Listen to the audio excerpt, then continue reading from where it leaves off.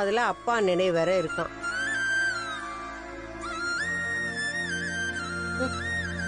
அவ பேசுறது விடுமா, கடை எப்ப திருப்பி கொடுக்குறேன் நாங்க.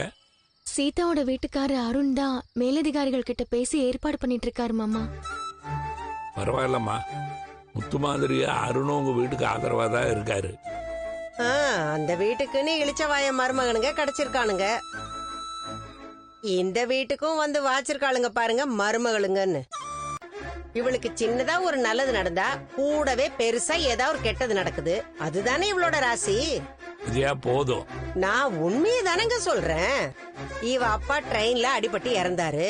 ஆனா பாருங்க, உடனே இவளுக்கு கல்யாணம் ஆயிடுச்சு.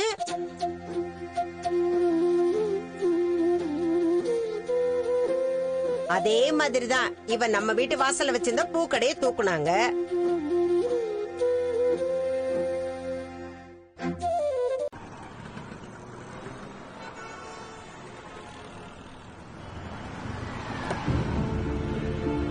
வாங்க சார்.